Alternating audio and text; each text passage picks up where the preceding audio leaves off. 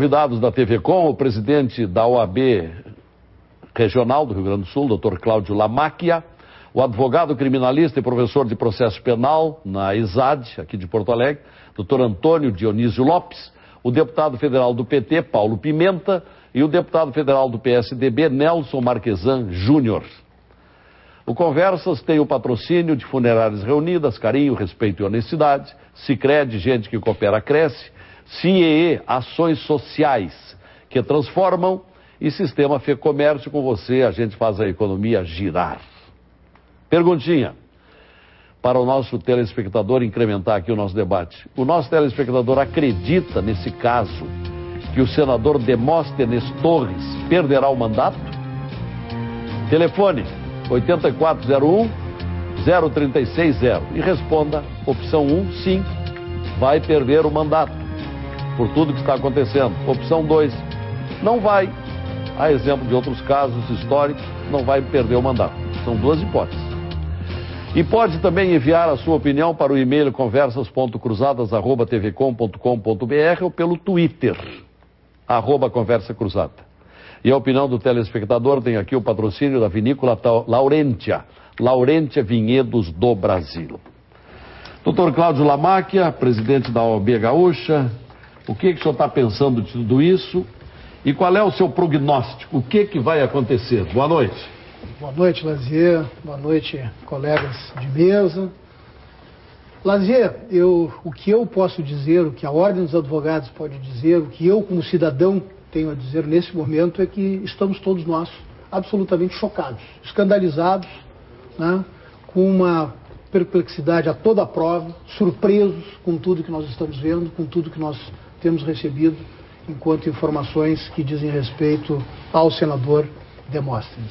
O senador Demóstenes, durante muito tempo, e aqui foi dito na abertura do programa, durante muito tempo foi um parceiro da OAB, em lutas históricas que a Ordem teve, dentre elas eu destacaria exatamente a lei da ficha limpa, né?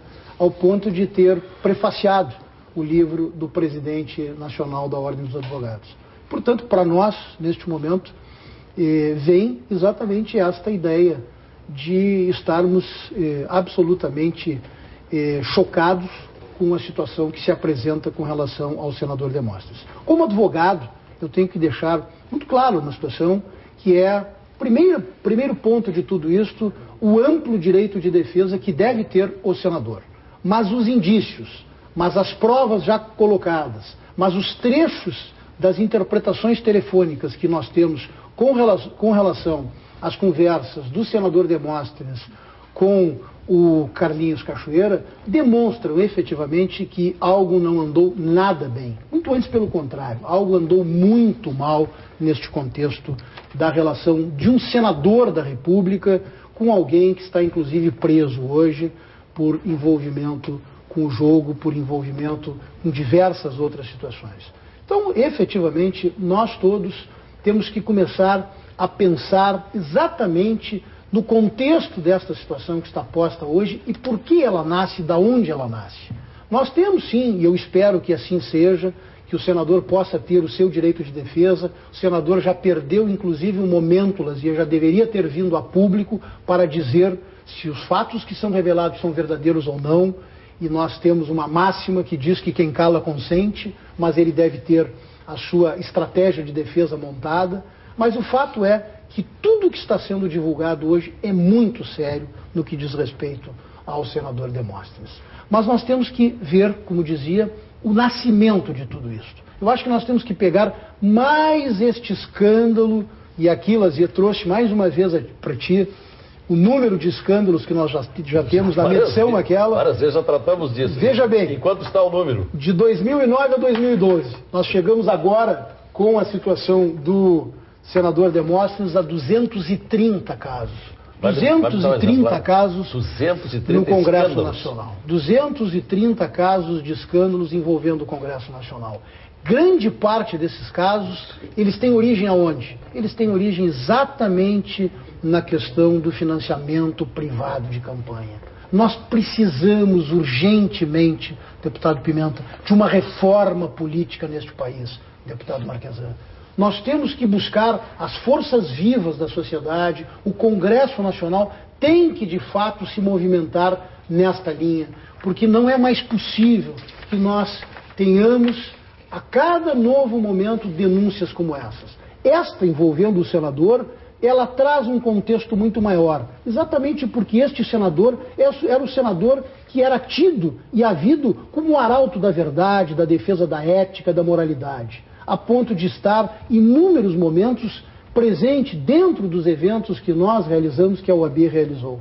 Então eu acho que, se nós não tivermos esta visão de que algo tem que ser feito para que a reforma política neste país saia do papel, para que o Supremo Tribunal Federal julgue a ação direta de inconstitucionalidade interposta pela Ordem dos Advogados do Brasil, que visa acabar com o financiamento privado de campanha por empresas, nós não vamos ter um basta em tudo isso que nós estamos vendo hoje.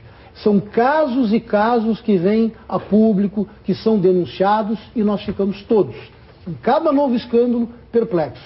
Eu perguntaria aqui, Lazia, e vou deixar esta pergunta no ar. Nós temos um tema que já está esquecido, desde o último problema que nós tivemos envolvendo um parlamentar, a deputada Jaqueline. Nós tivemos uma discussão muito grande com relação ao voto secreto no âmbito do Congresso Nacional para exame das questões envolvendo desvios éticos e decoro parlamentar no âmbito do Congresso Nacional. Como é que está esta proposta de emenda à Constituição? Proposta de número 50 de 2006. Desde 2006, ela aguarda agora inclusão na ordem do dia e até hoje nós não temos notícia disso. Está na hora de nós evoluirmos. A sociedade clama por isto. A sociedade não suporta mais esta crise ética sem precedentes que nós vemos no nosso país. Aonde está a causa desta crise no âmbito da política? Nós temos que verificar, nós temos que avaliar, nós temos que discutir, mas acima de tudo, nós temos que formatar uma nova política no país. Nós precisamos, Lazia, da reforma política. Isto é imperioso para o nosso país. Não podemos mais conviver com estas trocas de favores, porque senão nós vamos passar por este caso e vamos ter mais ali na frente mais um caso, e mais um caso, e mais um caso, e não vamos encontrar a solução que toda a sociedade precisa. Os recursos, Lazia, que são desviados, nestes casos todos, os recursos deveriam ir para a saúde, para a educação, para a segurança, para a habitação, para o judiciário, para tudo aquilo que nós entendemos hoje que falta em termos de presença do servidor público, de presença da área pública. Não é a primeira vez que o doutor Lamacchia traz aqui a relação, só dessa vez o volume está grande já. 230. 230 em 2 anos e meio. 2009 a 2012. Só por curiosidade, rapidamente, antes de eu passar a palavra para o doutor... Nós vamos esquecendo dos casos, conforme o tempo vai passando. O número 1, lá no ano de 2009. Número 1, verba indenizatória secreta na Câmara e do Senado. Castelo Gate, o deputado Edmar Moreira e sua segurança privada. 3, Agaciel Maia, diretor-geral do Senado e sua mansão. 4, horas extras nas férias para funcionários e recorde de gastos na Câmara em 2009. E por aí vai. Aí chegamos até 230, e aqui eu vou ler uns 3 ou 4, aí, ou 5 ou 6. 222, 222º escândalo. José Sarney faz consultoria de imagem com verba pública. 223, Câmara teve ministro do Trabalho como funcionário fantasma. 224, deputados e senadores ganham tablets. Na Câmara ficarão grudadas nas bancadas. Isso é escândalo também? Vamos ver o formato. Não foram feitas essas compras, né? Perfeito. 225, na Câmara partidos cobram caixinha de funcionários. 226, Câmara constrói prédio para guardar suas tranqueiras. O que são as tranqueiras? Não, nós temos que examinar, porque eu não consegui decorar os 230 até agora. 227. 227, Senado adia reforma que pouparia 150 milhões. 228, Senado paga pela instalação de TV no Maranhão, terra de Sarney. E por aí vai. 230, novas gravações agravam a situação de Demóstenes Torres. Fazia a pergunta que fica, e é importante que nós todos façamos uma reflexão sobre isso. Qual é a evolução de cada um desses casos? Não vai nada. Aonde está, principalmente para o cidadão comum, a explicação do que aconteceu? Por isso se fala muito, às vezes, na sensação de impunidade. Mas não é uma sensação de impunidade. Muitas vezes se passa para a sociedade, efetivamente, uma realidade em termos de impunidade quando não se diz o que está acontecendo em cada um desses casos. Por isso que nós estamos fazendo essa perguntinha, que muita gente pode achar inadequada, se acham que vai perder o mandato para o Demóstenes, porque pode acontecer o seguinte: ele não renuncia. Aí a comissão de ética, se cria um processo e aí ele só pode ser julgado pelo Supremo. Cai no Supremo, vai para as calendas. Mas me permite também mais uma colocação, Lazier. Eu acho que nós já temos uma evolução muito grande do que nós tínhamos no passado para o que nós temos hoje. E aí eu falo novamente na lei da ficha limpa. Por que o senador não vai renunciar? Porque de nada mais adianta a renúncia antecipada, porque ele terá a sua inelegibilidade declarada. Portanto, ele, se pretender provar a sua inocência e se pretender continuar na vida pública, ele terá que efetivamente se expor ao processo. Doutor Antônio Dionísio Lopes, o que está achando? Boa noite. Boa noite, Lazier. Boa noite, deputado Marquesan, Paulo Pimenta, presidente da máquina, telespectadores. Eu me diria muito que eu já estou acostumado com essas informações, mesmo porque eu tive o privilégio de passar por vários órgãos e detectei em alguns deles uma verdadeira inércia, uma verdadeira ociosidade por parte dos comandos de determinados órgãos, porque eles são jogados ali exatamente por questões políticas. Tem que assinar a ficha no partido tal, porque senão não pode ser secretário, porque não pode ser diretor de secretaria. E os técnicos, na realidade, ficam afastados porque eles não se submetem a assinar fichinha em partido algum. Eu estou dizendo isso porque isso aconteceu comigo quando eu fui convidado para ser superintendente da SUSEP. E uma das coisas que me perguntaram se eu ia assinar ficha no partido. Não, eu tenho ficha em crediário, olha lá. Eu não vou assinar ficha em partido algum, e assim mesmo me convidaram para ficar 1 ano na SUSEP. E, felizmente, eu tive uma ótima experiência como cidadão e, ao mesmo tempo, como é tratada a coisa pública. E para o telespectador, que deve saber, acredito que saiba, república vem do latim res publica, é coisa do povo. E os governantes que administram essa res publica teriam que ter uma noção exata de que coisa do povo é intocável, eles têm que governar para este povo. E eu quero saudar, inclusive, nesse instante, como fez o presidente da OAB, que até 1980, nós tínhamos um tipo de clientela nas varas criminais, 171, 155, pequenos furtos, abjetários, etc.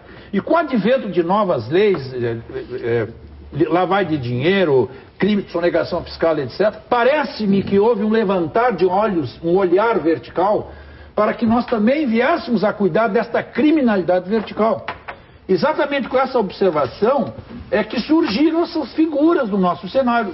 Quando nós tínhamos o Joãozinho da esquina como manchete de jornal, hoje nós temos presidente de Senado, presidente de Câmara de Federal, governadores, etc, etc. Isso me parece que, em termos de democracia, isso é muito bom, é importante, como foi salientado.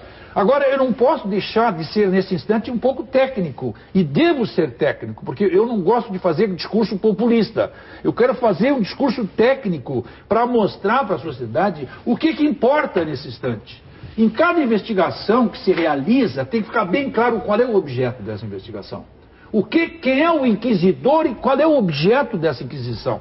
Na medida em que possamos saber, bom, será que tem alguém que tem foro privilegiado nesse caso? Será que não tem? E deve haver, e por isso que antigamente criticava-se as investigações do Ministério Público, porque não havia um objeto delineado, e depois o Conselho Superior do Ministério Público criou a obrigação de fazer uma portaria para delimitar o objeto, exatamente para que não houvesse excessos. Aí eu ligo para o Lamáquia, o meu telefone está grampeado, legalmente grampeado, judicialmente grampeado, o dele não está. Ocorre que a partir desta ligação, o Lamáquia também já está envolvido com um problema infracional. Só que não é assim. Tecnicamente nós temos que ter um objeto, claro, e por via de consequência, os eventuais envolvidos, excepcionalmente o telefone deve ser grampeado, não como regra. Por que excepcionalmente? Porque está dito na lei que quando a autoridade investigante não tiver como investigar o fato, aí é que se admite a autorização judicial para grampear o meu telefone. E diga-se, está lá na Constituição como um direito meu. Eu tenho direito à intimidade, eu posso ligar para quem eu quiser. Agora, para que eu possa vir a público e, através das minhas conversações, ser suspeito de alguma coisa, é preciso que o juiz das garantias, ao deferir este pedido, ele o faça com base na lei. Não com base em estrépitos, não com base em clamor público. Ele tem que fazer com base na lei, porque, afinal de contas, nós estamos num Estado democrático de direito. O que aconteceu no caso? As investigações começaram há mais tempo e agora surgiram informações de que o senador Demóstenes está envolvido. Só que o tempo em que foi autorizada esta interceptação telefônica, não havia o senador envolvido. Por via de consequência, ela valia. Agora, no momento que ele passou a ser envolvido e surgiram informações quanto ao seu envolvimento, tecnicamente essas informações não valem como prova. Por que não vale como prova? Primeiro, porque o Supremo nunca autorizou nenhum tipo de investigação. Agora, só agora que foi autorizada essa investigação. Segundo, o inquérito recém foi definido, temos um ministro, que é o ministro Ricardo Lewandowski. Ou seja, dentro da legalidade, hoje, nós temos o quê? Só informações de jornal. Só informações de ligações telefônicas não autorizadas. Mas as gravações, a voz dele. Eu não estou preocupado se a voz é dele, não é com relação à voz. A tutela aqui não é com relação à voz. Posso lhe fazer uma perguntinha? A tutela é com relação à intimidade, pois não? Há casos que são essencialmente jurídicos e há casos que são essencialmente morais. Existe uma regra na Constituição brasileira que determina que toda atividade pública deve zelar pela moralidade. É o princípio da moralidade, está na Constituição. Artigo 37. Artigo 37 da Constituição Nacional. Ora, se nós escoimarmos, deixarmos de lado a situação jurídica, poderíamos perguntar, peraí, mas se esse cara falou aquilo que está falado, que todos os jornais estão publicando, que aquilo ali é criminoso, aquilo ali afronta completamente as obrigações que ele mesmo coloca quando ele lavrou ali o prefácio do livro. Então, a regra aqui é que ele ofende a moralidade pública. Ele comete uma infração constitucional. Isso aí não é relevante sobre este formalismo que diz que para processar alguém tem que ter autorização judicial para gravar? Eu vou prosseguir, talvez agora eu consiga encaixar o raciocínio. Ocorre que nós temos na Constituição aquele elenco de direitos do artigo 5º e seguintes, e alguns dos quais tidos como cláusula pétrea. Presunção de inocência, intimidade das pessoas, e entre outros, devido processo legal, o princípio do contraditório. Só que em determinadas situações pode ocorrer a relativização dessas garantias. Vai depender do objeto que está sendo investigado, vai depender da relevância deste objeto, vai depender do interesse público que norteia, que está íncito neste objeto. Aí pode, adotando-se até a teoria da proporcionalidade, relativizar-se esta garantia individual do cidadão. Agora, se isso lá adiante vai ser relevante ou não, é que nós vamos esperar, para ver o que acontece depois de toda essa fumaceira aí. Deputado Paulo Pimenta fazia tempo que não vinha o programa e hoje vem o programa numa condição respeitável. Ele acaba de ser eleito para uma das comissões mais ambicionadas do Congresso Nacional. Presidente da Comissão de Orçamento do Congresso Nacional. É uma comissão que tudo que é parlamentar gostaria de ter. Está nas mãos de um parlamentar gaúcho agora. Bom proveito. Responsabilidade, né, Lazier? Depois, mais a gente tiver tempo, vamos conversar um pouquinho o que o senhor pretende fazer. Com certeza. Temos expectativas sobre isso. Mas, e no caso em foco? Lamáquia, doutor Antônio Dionísio Lopes, Marquesa Júnior, prezados telespectadores. Eu acho, Lazier, que esse episódio, ele não é um episódio qualquer. Né? E, portanto, eu quero fazer aqui duas premissas, né? A primeira, que seria um erro primário que nós cometeríamos nesse momento e que muitas vezes já foram cometidas, não em situações com essa gravidade, mas parecidas. A ideia de nós partidarizarmos o assunto. Transformarmos esse episódio em mais um episódio da luta política entre os partidos. Então, e nós, do Partido dos Trabalhadores, já sofremos muito isso. Quando dirigentes do nosso partido foram acusados, né, por atos irregulares, por improbidade. O vereador lá da cidadezinha pequena, afiliado no PT, uma pessoa correta da cidade, chegava alguém para ele e dizia: vocês, PT, tá aí, ó. O que vocês são? Né? Então seria um equívoco, um erro, Lazer, se nós transformássemos esse episódio em mais um capítulo da disputa partidária, véspera eleitoral do Brasil, né? E transformássemos isso numa tentativa de diabolização dos militantes do Partido Democrata, como se todos eles tivessem que responder no Brasil ou sentirem vergonha pelo fato do Demóstenes ser filiado no partido. Então, eu quero aqui, em primeiro lugar, dizer o seguinte: eu não me presto para esse papel e não farei isso.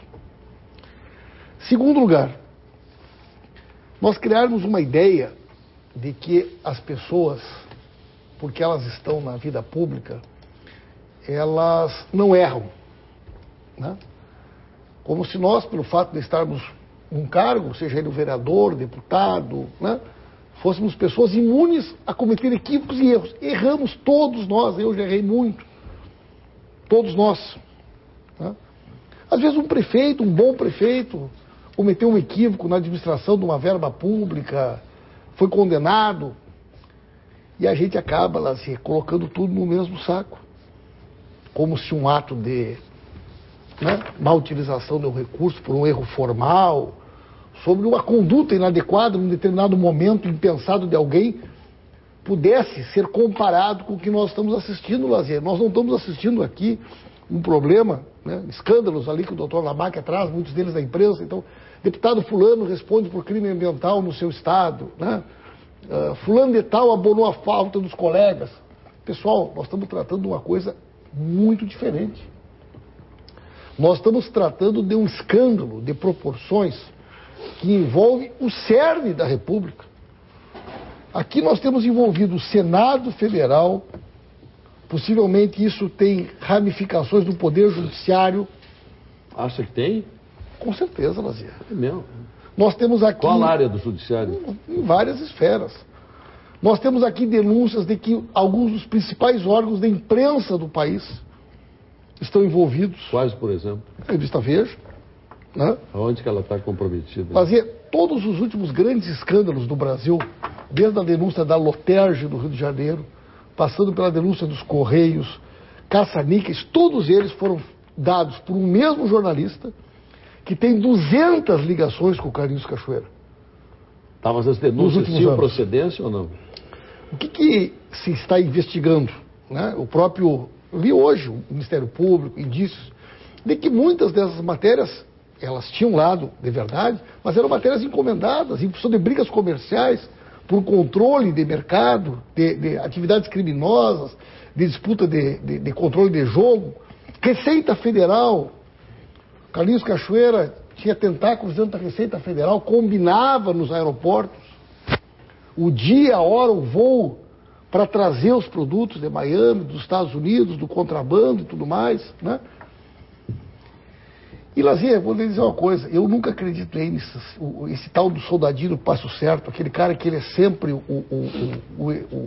mais certo, né? Aquele que nunca erra, aquele que está sempre com o dedo pronto para apontar o erro, o equívoco dos outros, que não tem a humildade, inclusive, de compreender a complexidade que é administrar a coisa pública. No geral, Lazer, infelizmente, a vida acaba mostrando que era, né, uma grande mentira, uma grande hipocrisia. Mas o caso do Demóstenes é de erro ou é de infrações graves? Lazer, isso é uma quadrilha, isso não tem nada de erro. Nós estamos diante de uma coisa totalmente diferente, é isso que eu quero dizer. Nós estamos diante de uma organização criminosa que funciona há anos e que tinha, num mandato do Senado, um braço operacional que articulava projetos de lei, articulava relações com o Poder Judiciário, articulava relações do âmbito dos ministérios para operar os interesses dessa organização. E o senhor vai dizer isso também da tribuna da Câmara? Claro. E qual é o meu... Eu estou dizendo isso desde o primeiro momento. E tu sabe qual é o meu medo, Lazer? é que essa história seja uma coisa tão grande e que nós possamos estar diante de um episódio de proporções tão grandes que nós não tenhamos força suficiente para fazer com que ele vá até as últimas consequências, né? Tem um deputado do meu partido que aparece nas gravações. Esses dias algum órgão de imprensa do centro do país me reportou, deputado, o senhor está dizendo isso, mas o senhor sabia que tem um colega do senhor Qual é ele? Não. Ah, é o Rubens Ottoni? Não. Aliás, a Zero Hora de hoje traz alguns que estariam envolvidos. Aparentemente, né, uma pessoa que convive conosco, não tem nada que eu saiba, ou antes disso.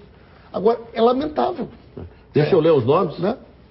Está na Zero Hora de hoje. Outros 6 parlamentares envolvidos, que estariam envolvidos nas negociações com o contraventor. O governador de Goiás, Marconi Pirillo, PSDB, e os deputados Carlos Alberto Lereia, do PSDB. De onde é que é esse, Goiás? Acho que todo mundo aqui de Goiás. Né? Todo é de Goiás. Do Rio de Janeiro. Jovair Arantes, do PTB, Rubens Ottoni, do PT, e Sandes Júnior, do PP. Todos de Goiás, além de Stepan Nessergian, do PPS do Rio de Janeiro. Então, Lazier, para concluir, né, o que eu acho assim hoje? O que eu acho que é o mais importante? É que a OAB, é que a RBS, é que a sociedade, de uma forma geral, exija do Congresso Nacional que esse assunto seja levado às últimas consequências. Deputado Marquesan Júnior. Boa noite, Lazier. Boa noite, Pimenta, doutor Lamaque, doutor Dionísio Lopes, telespectadores.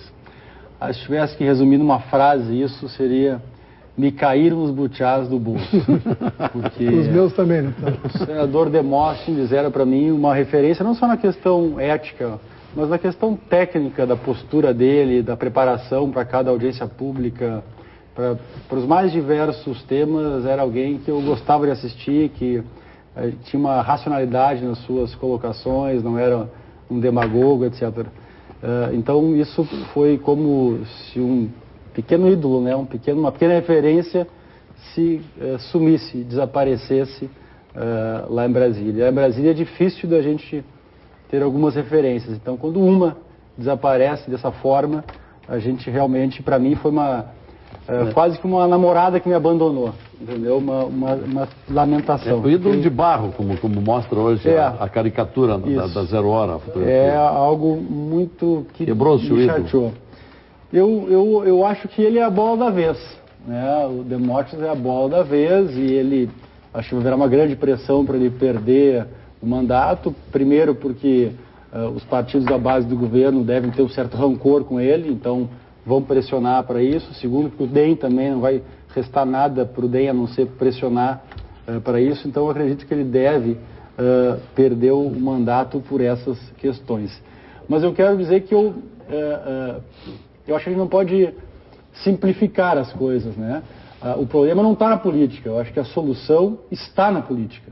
Porque se a gente for verificar quantos deputados e senadores, se não vamos pegar o Rio Grande do Sul, vamos pegar só fora do Rio Grande do Sul, não se elegeram por corrupção. Quantos? Alguém lembra? Eu vou dar aqui os que se elegeram, que eu lembro: Renan Calheiros, Jair Barbalho, Sarney, Maluf, uma boa parte dos mensaleiros. Quem mais? Alguém lembra de algum que não se elegeu? Se lembrar, foi de um que numa eleição não se elegeu, mas na outra virou prefeito. Na outra virou senador, na outra governador. Talvez tenha perdido um mandato por isso. Que é ele? Não sei. Eu não sei, porque a grande maioria dos condenados, dos que renunciaram, dos que a mídia também mostrou, tornou público, a população reelegeu.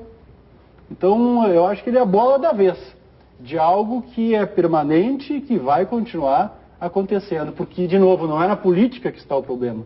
Eu acho que o problema é como um todo. Não acho também, Cláudio, que o problema seja única e exclusivamente o financiamento público de campanha. Não, seguramente. Porque eu não acredito que ele tenha pego 50 milhões, que nem estão dizendo, para financiamento de campanha, entendeu? E bota a campanha nisso. Bota a campanha que é campanha. Vamos combinar que se eu sou corrupto e eu tenho financiamento público de campanha, eu vou turbinar minha campanha com outros recursos igual. Não é porque está legalizado o financiamento público. O que pode acontecer com o financiamento público, eu acho que é só isso, é que vai dar oportunidade para outras pessoas participarem da política. Acho que essa é a vantagem do financiamento público. Mas a corrupção vai continuar, porque ela não está só no período eleitoral e nem nesse financiamento. A corrupção ela é algo que está dentro do setor público, assim como está no setor privado. E, na sua opinião, concorda com o que disse o deputado Paulo Pimenta, que há grandes ramificações? Sim, é o que acontece. E alguém acredita que o senador iria ter tanta força, tanto poder com Cachoeira se não tivesse ramificações no executivo, mesmo não sendo ele do partido executivo. Veja bem, né? Ele é do Ministério Público. É evidente que ele tem ramificação. Se eu não me engano, o irmão dele é promotor também em Goiás. Não tem isso como... Não, ele é desde 1983, agora o irmão não sei. E parece também que tem vinculações que aparecem alguns ministros nas gravações da Polícia Federal. Ministro da onde? Do STF. Do Supremo? É o que hoje de tarde na imprensa, a boca pequena... Alguns ministros do Supremo? Diz, São só 11, né? Sim. Então, eu acho que ele é a bola da vez, é simplesmente isso. É frustrante porque ele era uma referência para muitos, é frustrante porque ele era coerente, é frustrante, mas ele é um Roberto Jefferson, né? As denúncias que o Roberto Jefferson fez são válidas, mas ele é o Roberto Jefferson que era do mesmo esquema. Agora o Demóstenes parecia que era um denunciante fora do esquema, mas é um denunciante cujas denúncias que ele fez, acredito que continuam inválidas, mas que está também mas sendo assim, deputado Marquesan, com tantos envolvimentos que estão sendo aqui mencionados, embora não haja nomes, isso não seria um estímulo para que ele não renunciasse e deixasse correr todas as consequências processuais até que vá para o Supremo e lá caia no esquecimento? Pois é, pode ser que aconteça isso. O mandato dele vai até 2019. 2018, então tem muito tempo. Bom, é por isso que estão perguntando para o telespectador. Para mim, continuo com a mesma ferramenta. Para mim, só a transparência. Só a transparência. E se isso acontecer, aí, doutor Lamach, aí nessa imensa lista de escândalos... Daqui a um ano, daqui a 2 anos, nós vamos estar lendo esse como mais um deles. Mas alguns aqui, alguns deveriam estar aqui em letras grandes, grifados. São aqueles hors concurso, né? Esse vai ser um deles, né? Mas esses são os que apareceram na imprensa, né? Sim. Os que apareceram na imprensa. Fora isto é o que se tem de conhecimento. Isto é alimentado pela própria imprensa. Isto é alimentado pela própria imprensa. E aí está o desdobramento de cada um desses fatos. O senhor condena a Veja também, como condena aqui o deputado Paulo Pimenta? Eu não tinha essa informação. Eu não condenei. Eu não tinha. Tem 200 ligações do Carlinhos Cachoeira para o senhor Policarpo Júnior, que é o editor de política da Veja em Brasília. E que todas as denúncias dos últimos anos que o Policarpo fez, isso está no site da própria Veja, foram municiadas pelo esquema do senhor Carlinhos Cachoeira. Loterge no Rio de Janeiro, Correios, aquela do sistema de informática da Caixa Federal, das loterias, um conjunto de denúncias. Bom, o senhor começa o próximo bloco. Estamos discutindo hoje o homem que está em todas as manchetes do Brasil nesses últimos dias. Senador goiano Demóstenes Torres, do DEM. Voltamos.